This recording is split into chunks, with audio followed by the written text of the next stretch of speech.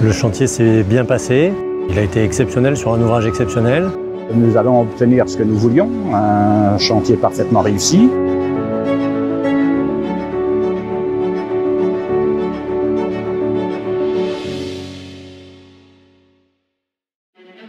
Il aura fallu 3 ans, 7000 m3 de béton, 700 tonnes d'acier et 65 000 heures de main-d'œuvre pour venir à bout de ce chantier atypique qu'est le barrage de Mervan. Culminant à 28 mètres au-dessus du sol, ce qui en fait le barrage le plus haut de la région Pays de la Loire, il retient plus de 8 millions de mètres cubes d'eau. Selon des études hydrauliques effectuées en 1992, l'ouvrage d'évacuation des crues, construit en 1955, était devenu sous-dimensionné. Pour ce type d'ouvrage, on doit pouvoir évacuer des crues de type décamidénal. L'ouvrage était dimensionné pour des crues de l'ordre de 250 m3/s et aujourd'hui on arrive à évacuer des crues de l'ordre de 750 m3/s.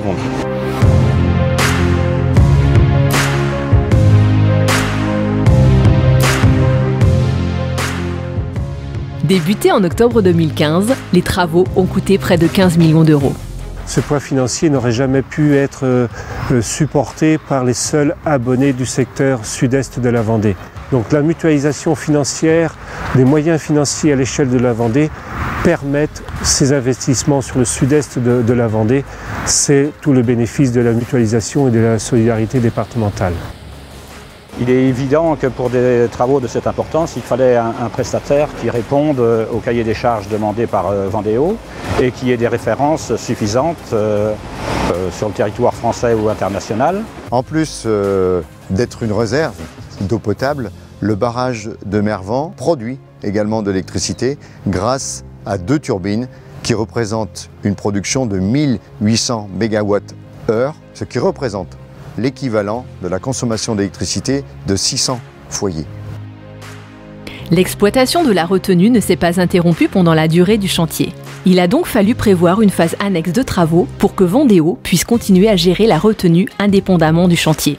Pour ce faire, il a été érigé une digue et le canal de vidange de fond du barrage a été prolongé. En parallèle, l'ancienne usine hydroélectrique a été démolie tandis que des terrassements en pied de voûte ont été réalisés.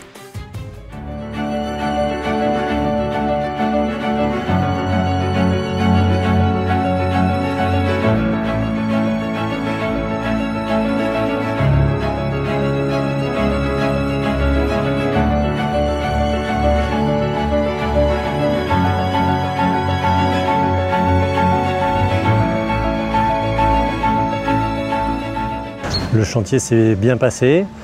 Il a concerné des travaux dans énormément de corps d'état différents, du génie civil, du terrassement, de l'injection, de la mécanique, des appareils d'auscultation.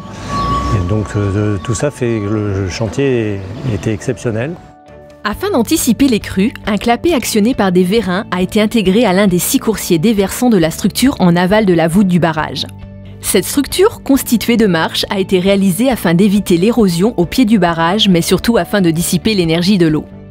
Dernière étape, ça a été tous les travaux en crête de voûte. Donc au préalable, on a démoli la partie supérieure de la voûte sur 4 mètres de hauteur. Et cette démolition-là a permis après de venir asseoir les ouvrages de crête qui ont permis de rétablir le franchissement routier pour passer d'une rive à l'autre.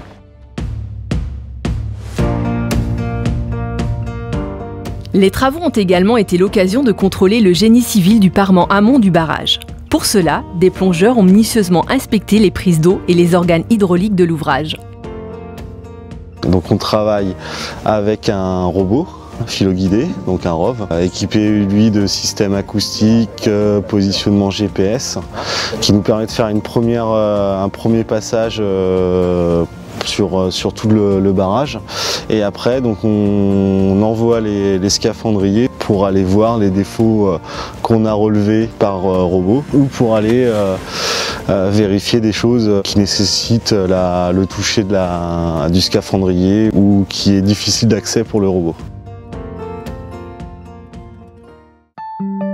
Durant les 3 années de chantier, des contraintes sont apparues et il a fallu y faire face. Il y a eu quelques aléas qui sont liés aussi à des normes qui ont évolué, exemple les normes sismiques qui ont fait qu'il a fallu faire des renforcements un peu plus compliqués. Autre chose, c'est un barrage qui date des années 55 et l'usine étant au pied de ce barrage, il a été découvert des choses qu'on ne pouvait pas prévoir. On peut le dire, il y avait de l'amiante qu'il a fallu faire évacuer et enlever et évacuer.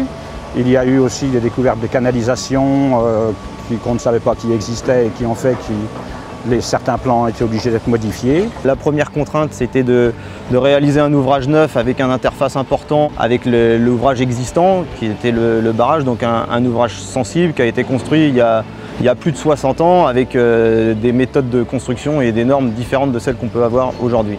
Une deuxième contrainte assez forte, c'est l'exiguïté du site.